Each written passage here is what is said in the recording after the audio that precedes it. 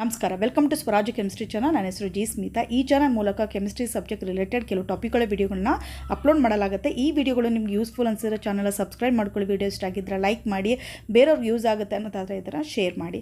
ಇವತ್ತು ಈ ವಿಡಿಯೋದಲ್ಲಿ ಡಿಸ್ಕಷನ್ ಮಾಡ್ತಾ ಇರೋ ಟಾಪಿಕ್ ಬಂದು ಆಸ್ಮೋಸಿಸ್ ಬಗ್ಗೆ. ಇದು ಆಸ್ಮೋಸಿಸಲ್ಲಿ 9th ವಿಡಿಯೋ, ಹಾಗೆಯೇ last video. Almost osmosis related topic ಎಲ್ಲನೂ ಸಹ ನಾನು ಸಾಲ್ವ್ ಮಾಡಿದ್ದೀನಿ.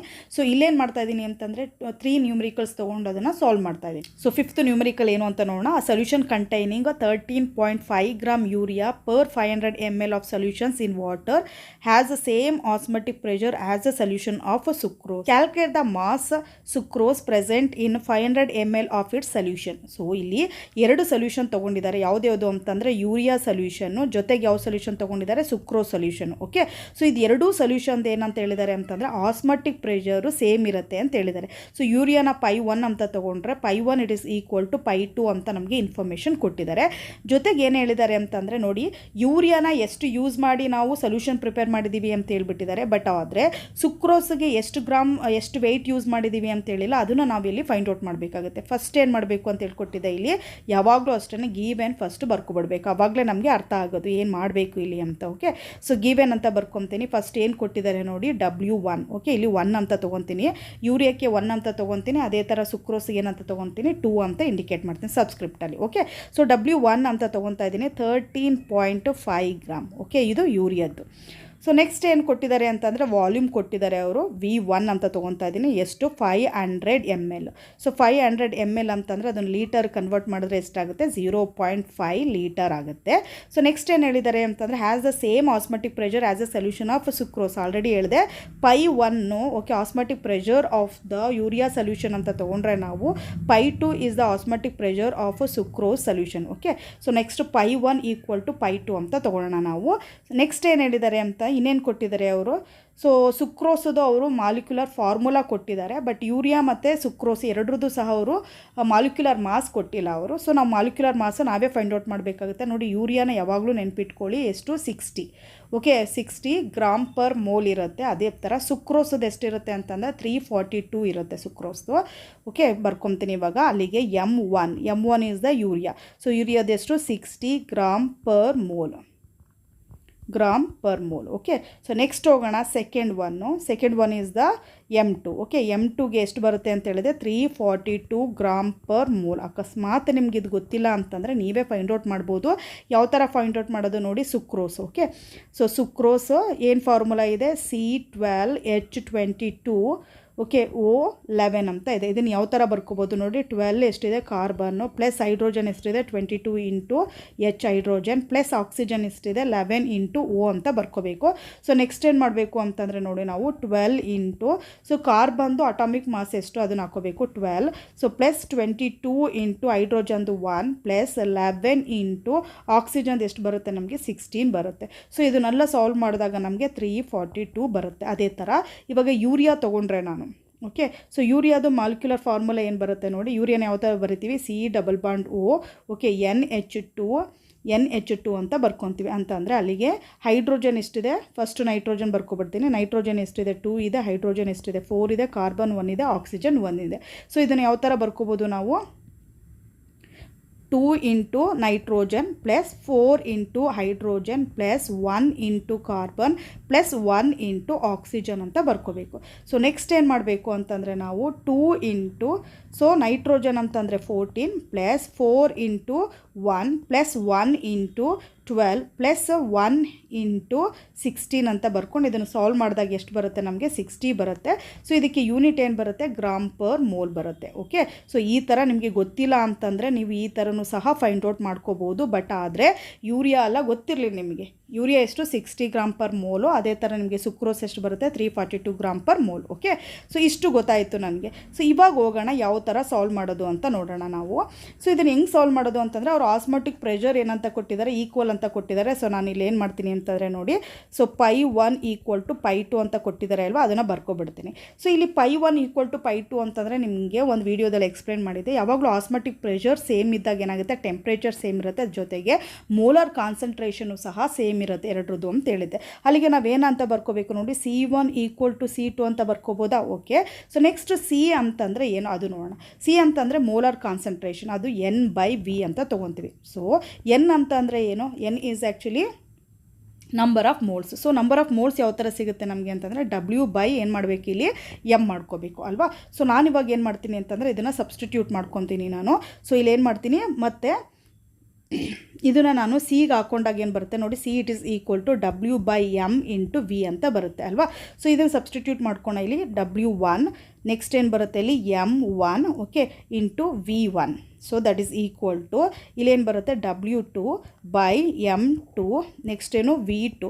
ನಾವೇನು ಫೈಂಡ್ ಔಟ್ ಮಾಡಬೇಕು ಇಲ್ಲಿ ಅಂತಂದರೆ ನೋಡಿ, W2ನ ಫೈಂಡ್ ಔಟ್ ಮಾಡಬೇಕು. ಎಷ್ಟು ಮಾಸ್ ತೊಗೊಂಡಿದ್ದೀವಿ, ಎಷ್ಟು ಸುಕ್ರೋಸ್ ತೊಗೊಂಡು ನಾವು ಸೊಲ್ಯೂಷನ್ನ ಪ್ರಿಪೇರ್ ಮಾಡಿದ್ದೀವಿ ಅಂತ. ಸೊ ನೆಕ್ಸ್ಟ್ ಹೋಗೋಣ. ಇವಾಗ ನನಗೇನು ಬೇಕಾಗಿದೆ, W2 ಬೇಕಾಗಿದೆ. ಇನ್ನೊಂದು ನೆನ್ಪಿಟ್ಕೊಳ್ಳಿ, ಇಲ್ಲಿ V1 ಮತ್ತು V2 ಎರಡೂ ಸಹ ಸೇಮ್ ಕೊಟ್ಟಿದ್ದಾರೆ ನೋಡಿ, 500 ml ಕೊಟ್ಟಿದ್ದಾರೆ. ಅದೇ ಥರ V2ನೂ ಸಹ ಕೊಟ್ಟಿದ್ದಾರೆ ಅವರು, ಎಷ್ಟು ಅಂತಂದರೆ 500 ml ಕೊಟ್ಟಿದ್ದಾರೆ. ಸೊ ಎರಡೂ ಸಹ ಸೇಮ್ ಇದ್ದರೆ ಏನಾಗುತ್ತೆ, they are cancel with each other, cancel ಆಗೋಗ್ಬಿಡುತ್ತೆ. ಸೊ ಇಲ್ಲಿಗೆ ಏನು ಉಳ್ಕೊಂತು ನಮಗೆ ಅದನ್ನು ಬರ್ಕೊಳ್ಳೋಣ. ಇವಾಗ ಏನು ಉಳ್ಕೊಂತು, W1/M1 that is equal to W2/M2. Okay. So ಯಾಕೆ ವಾಲ್ಯೂಮ್ನ ನಾನು ಕ್ಯಾನ್ಸಲ್ ಮಾಡಿಕೊಂಡೆ, ಎರಡೂ ಸಹ ವಾಲ್ಯೂಮ್ದು ಸೊಲ್ಯೂಷನ್ ವಾಲ್ಯೂಮು ಸೇಮ್ ಇದೆ. ಓಕೆ, ಅದಕ್ಕೆ ಅದನ್ನು ಕ್ಯಾನ್ಸಲ್ ಮಾಡ್ಕೊಂಡಿದ್ದೀನಿ. ಇವಾಗ ಏನು ಫೈಂಡ್ ಔಟ್ ಮಾಡಬೇಕಾಗಿದೆ, ನಾನು W2ನ ಫೈಂಡ್ ಔಟ್ ಮಾಡಬೇಕಾಗಿದೆ. ಅಲ್ಲಿಗೆ ಇದೇನಾಗುತ್ತೆ ನೋಡಿ, W1 × M2 ಬೈ ಏನಾಗುತ್ತೆ M1 ಅಂತ ಬರುತ್ತೆ ಅಲ್ವಾ. ಸೊ ನೆಕ್ಸ್ಟ್ ಇವಾಗ ವ್ಯಾಲ್ಯೂಸ್ಗಳನ್ನ ಸಬ್ಸ್ಟಿಟ್ಯೂಟ್ ಮಾಡ್ತಾ ಹೋಗೋಣ ನಾವು. ಸೊ W1 ಅಂತಂದರೆ ಎಷ್ಟು, 13.13. Okay, 13.5 unit ಬರ್ಕೋಣ. ಯೂನಿಟ್ ಏನು ಬರುತ್ತೆ ಇಲ್ಲಿ, ಗ್ರಾಮ್ ಬರುತ್ತೆ. Okay, so gram into next M2. So M2 ಅಂತಂದರೆ ಸುಕ್ರೋಸ್ ಅದು ಅಲ್ವಾ, ಅಲ್ಲಿಗೆ ಏನು ಬರುತ್ತೆ ಇಲ್ಲಿ 342 ಯೂನಿಟ್ ಏನು ಬರುತ್ತೆ ನೋಡಿ, gram per mole. Okay. So next ಇದಾದಮೇಲೆ M1 ಅಂತಂದ್ರೆ ಏನು, molecular mass of urea. So ಎಷ್ಟು ಬರುತ್ತೆ, 60. ಯೂನಿಟ್ ಏನು ಬರುತ್ತೆ ನೋಡಿ, ಗ್ರಾಮ್ ಪರ್ ಮೋಲ್. ಎಲ್ಲದಕ್ಕೂ ಸಹ ಯೂನಿಟ್ ಬರ್ಕೊಳ್ಳಿ. ಸೊ ನೆಕ್ಸ್ಟ್ ಏನು ಮಾಡೋಣ, ಫಸ್ಟ್ ಯೂನಿಟ್ಗಳನ್ನೆಲ್ಲ ಕ್ಯಾನ್ಸಲ್ ಮಾಡ್ಕೊಳ್ಳೋಣ. ಗ್ರಾಮ್ ಪರ್ ಮೋಲ್ ಹೋಯಿತು. ಸೊ ನೆಕ್ಸ್ಟ್ ಏನೇನು ಉಳ್ಕೊಂಡಿದೆ ಅದನ್ನೆಲ್ಲ ಇವಾಗ ಬರ್ಕೊಬೇಡ ನಾವು. ಓಕೆ. ಸೊ ಏನೇನು ಉಳ್ಕೊಂಡಿದೆ, 13.5 ಇಂಟು 342/60. ಲಾಸ್ಟಲ್ಲಿ ಏನು ಯೂನಿಟ್ ಉಳ್ಕೊಂಡಿದೆ ನಮಗೆ, ಗ್ರಾಮ್ ಮಾತ್ರ ಉಳ್ಕೊಂಡಿದೆ ಅಲ್ವಾ. ಇದನ್ನು ಸಾಲ್ವ್ ಮಾಡೋಣ. ಸಾಲ್ವ್ ಮಾಡಿದಾಗ ಏನು ಬರುತ್ತೆ ಅಂತಂದರೆ ನಮಗೆ ನೋಡಿ 76. ಓಕೆ, 76.95 ಬರುತ್ತೆ. ಸೊ ಯೂನಿಟ್ ಏನು ಉಳ್ಕೊಂಡಿದೆ ನಮಗೆ, ಗ್ರಾಮ್. ಸೊ ಈ ಥರ ನಾವೇನು ಮಾಡ್ಬೋದು, W2. Okay, this is W2 ಅಂದರೆ weight of the sucrose. Okay. So like this actually ಈ ಥರ ನಾವು ಸಾಲ್ವ್ ಮಾಡ್ಬೋದು. ಯಾವಾಗ ಆಸ್ಮೋಟಿಕ್ ಪ್ರೆಷರ್ ಸೇಮ್ ಅಂತ ಕೊಟ್ಟಿದ್ದಾಗ ಎರಡು solution. Okay, different solution. So next ಹೋಗೋಣ ನಾವಿವಾಗ ಏನು ಕೊಟ್ಟಿದ್ದಾರೆ, 6th ಪ್ರಾಬ್ಲಮ್ ಏನು ಕೊಟ್ಟಿದ್ದಾರೆ ಓದೋಣ. So 5% solution of the cane sugar, molecular mass ಅವರೇ ಕೊಟ್ಟಿದ್ದಾರೆ 342 ಅಂತ. ಕೇನ್ ಶುಗರ್ ಅಂತಂದರೆ ಏನಿರುತ್ತೆ, ಅದರಲ್ಲಿ ಸುಕ್ರೋಸ್ ಇರುತ್ತೆ. ಓಕೆ, ಇಸ್ ಐಸೋಟೋನಿಕ್ ಅಂತ ಹೇಳಿದ್ದಾರೆ ಅವರು. With 0.877% solution of urea.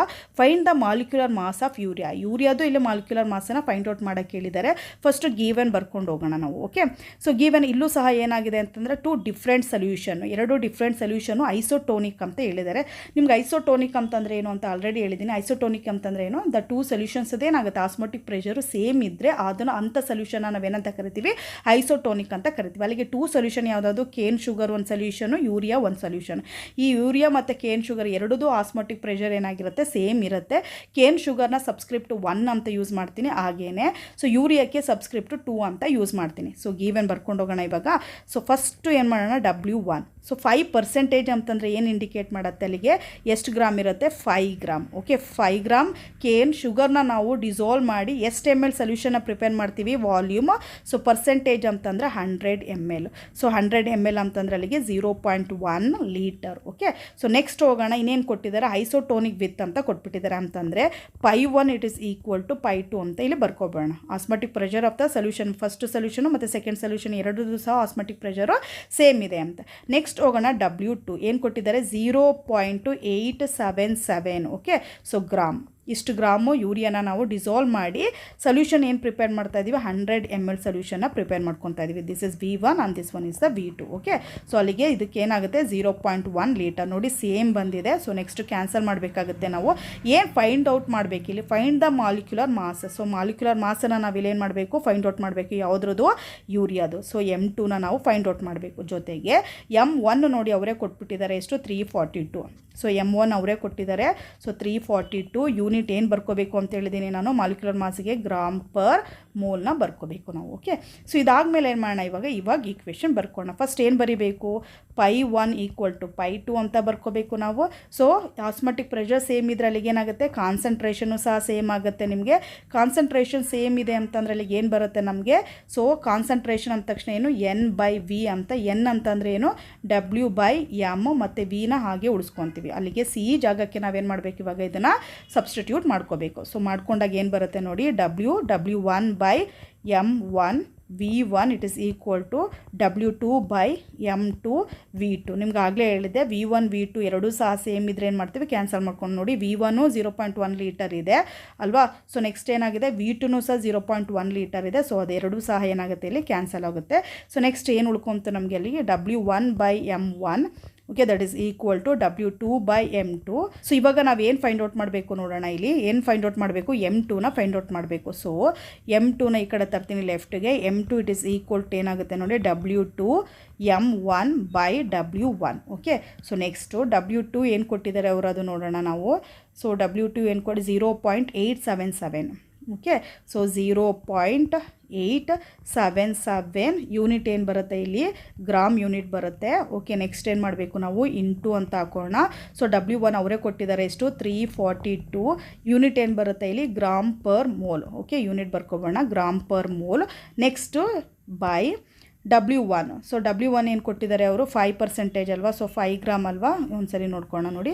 So 5 gram. So ಇಲ್ಲಿ ಬರ್ಕೊತೀನಿ ನಾನು. ಸೊ 5 ಇಂಟು ನೆಕ್ಸ್ಟು ಯೂನಿಟ್ ಏನು ಬರುತ್ತೆ, ಗ್ರಾಮ್ ಬರುತ್ತೆ. ಸೊ ಯೂನಿಟನ್ನು ಕ್ಯಾನ್ಸಲ್ ಮಾಡ್ಕೊಳ್ಳೋ, ಯೂನಿಟ್ ಕ್ಯಾನ್ಸಲ್ ಆಗೋಗ್ಲಿ, ಗ್ರಾಮ್ ಕ್ಯಾನ್ಸಲ್ ಆಯಿತು. ಅಲ್ಲಿಗೆ ಏನು ಉಳ್ಕೊಂತು, ಗ್ರಾಮ್ ಪರ್ ಮೋಲ್. ಸೊ ಇವಾಗ ಏನೇನು ಉಳ್ಕೊಂಡಿದೆ ಅದನ್ನೆಲ್ಲ ಒಂದು ಕಡೆ ಬರ್ಕೋಣ. 0.877 ಇಂಟು 342 ಓಕೆ ಬೈ 5 ಯೂನಿಟ್ ಏನು ಉಳ್ಕೊಂತು ಅಲ್ಲಿಗೆ ನಮಗೆ, ಗ್ರಾಮ್ ಪರ್ ಮೋಲ್ ಉಳ್ಕೊಂತು.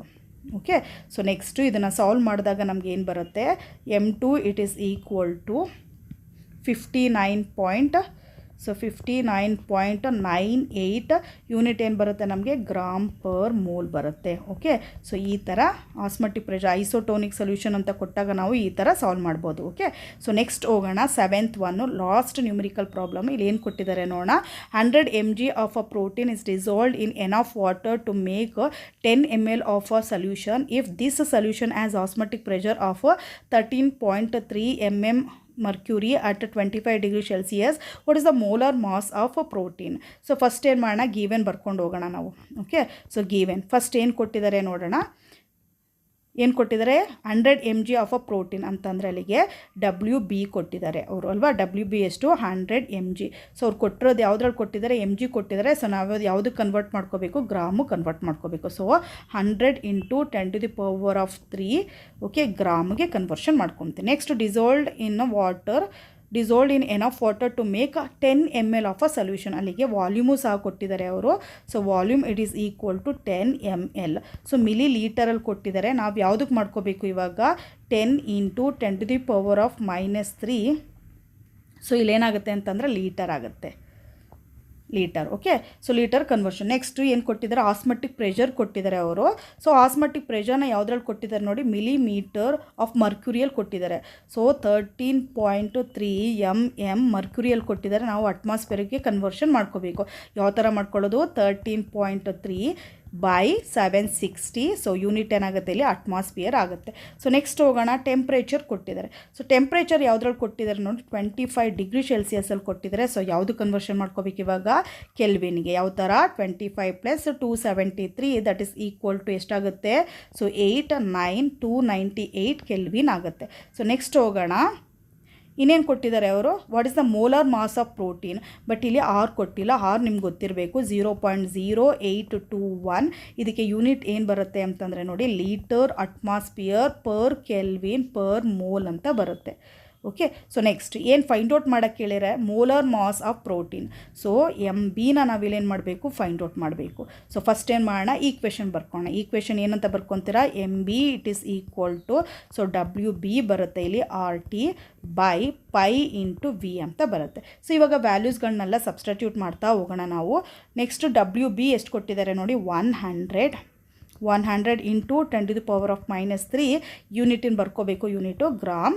ಓಕೆ. ನೆಕ್ಸ್ಟು ಇಂಟು R ಅಂದರೆ 0.0821 ಯೂನಿಟ್ ಏನು ಬರುತ್ತೆ ನಮಗೆ ಇಲ್ಲಿ, litre atmosphere per kelvin per mole ಬರುತ್ತೆ. ಸೊ ನೆಕ್ಸ್ಟು ಟೆಂಪ್ರೇಚರ್ ಏನು ಬರುತ್ತೆ, 298 ಏನು ಬರುತ್ತೆ ಇಲ್ಲಿ, ಕೆಲ್ವಿನ್ ಅಂತ ಹಾಕೊಳ್ಳೋಣ. ಓಕೆ. ಬೈ, ಸೊ ನೆಕ್ಸ್ಟ್ ಏನು ಅಂತಂದರೆ ಪೈ ವ್ಯಾಲ್ಯೂ ಅಲ್ವಾ. ಸೊ ಪೈ ವ್ಯಾಲ್ಯೂ ಏನಿದೆ 13.3 ಯೂನಿಟ್ ಏನಿದೆ ಅಟ್ಮಾಸ್ಫಿಯರು ಬೈ 760 ಇದೆ ಅಲ್ವಾ, ಆ 760ನ ಇಲ್ಲಿ ಬರ್ಕೋಬೇಕು, 760. ಓಕೆ. So next into v value, v ಏನು ಕೊಟ್ಟಿದ್ದಾರೆ ನೋಡಿ ಅವರು, ಸೊ 10 ml ಅಂತ, ಅದನ್ನು ಲೀಟರ್ ಕನ್ವರ್ಟ್ ಮಾಡಿದಾಗ ಏನು ಬಂತು, 10 ಇಂಟು 10⁻³ ಓಕೆ ಯೂನಿಟ್ ಏನು ಬರುತ್ತೆ ಇಲ್ಲಿ, ಲೀಟರ್. ಇವಾಗ ಯಾವುದ್ಯಾವ್ದು ಕ್ಯಾನ್ಸಲ್ ಆಗುತ್ತೆ ನೋಡೋಣ ನಾವು. ನೋಡಿ ಕೆಲ್ವಿನ್, ಓಕೆ ಕೆಲ್ವಿನ್ ಕ್ಯಾನ್ಸಲ್ ಆಯಿತು. ಸೊ ನೆಕ್ಸ್ಟ್ ಹೋಗೋಣ ನಾವು, ಅಟ್ಮಾಸ್ಫಿಯರ್ ಕ್ಯಾನ್ಸಲ್ ಆಯಿತು. ಸೊ ಲೀಟರ್ ಕ್ಯಾನ್ಸಲ್ ಆಯಿತು. ನೆಕ್ಸ್ಟು ನೋಡಿ 10⁻³ ಕ್ಯಾನ್ಸಲ್ ಆಯಿತು. ಇದು 10 ಟೆನ್ಸ ಅಂತ ಬರ್ಕೊಬಿಡ್ತೀನಿ ನಾನು. ಸೊ ನೆಕ್ಸ್ಟು ಏನೇನು ಉಳ್ಕೊಂತೋ ಅದನ್ನೆಲ್ಲ ಬರ್ಕೊತಾ ಹೋಗೋಣ. So 10 into 0.0821 into 298 into 760 okay by 13.3 unit ಏನು ಉಳ್ಕೊಂತೀವಿ ಇಲ್ಲಿ ನೋಡಿ, ಗ್ರಾಮ್ ಪರ್ ಮೋಲ್ ಉಳ್ಕೊಂಡು. ಇದನ್ನು ಸಾಲ್ವ್ ಮಾಡಿದಾಗ ಆನ್ಸರ್ ಏನು ಬರುತ್ತೆ, MB okay that is equal to, so ಏನು ಬರುತ್ತೆ ಇಲ್ಲಿ 13,980.45 ಓಕೆ ಯೂನಿಟ್ ಏನು ಬರುತ್ತೆ, gram per mole. Okay. So ಈ ಥರ ನಾವು ಸಾಲ್ವ್ ಮಾಡ್ಬೋದು. ಸೊ ಇಲ್ಲಿಗೆ ನಂದು ಆಸ್ಮೋಸಿಸ್ ಟಾಪಿಕ್ ಮುಗಿಯಿತು. ಆಲ್ಮೋಸ್ಟ್ ಎಲ್ಲನೂ ಸಹ ಕವರ್ ಮಾಡಿದ್ದೀನಿ. ನನ್ನ ಚಾನೆಲ್ನ ಸಬ್ಸ್ಕ್ರೈಬ್ ಮಾಡ್ಕೊಂಡಿಲ್ಲ ಅಂತಂದರೆ ಸಬ್ಸ್ಕ್ರೈಬ್ ಮಾಡ್ಕೊಳ್ಳಿ. ಇವತ್ತು ನಾನು ಸಾಲ್ವ್ ಮಾಡಿರೋಂಥ 3 ನ್ಯೂಮರಿಕಲ್ಸ್ ಪ್ರಾಬ್ಲಮ್ ನಿಮ್ಗೆ ನೀಟಾಗಿ ಅರ್ಥ ಆಗಿದೆ ಅಂದ್ಕೊತೀನಿ. Thank you so much for watching this video. All the best.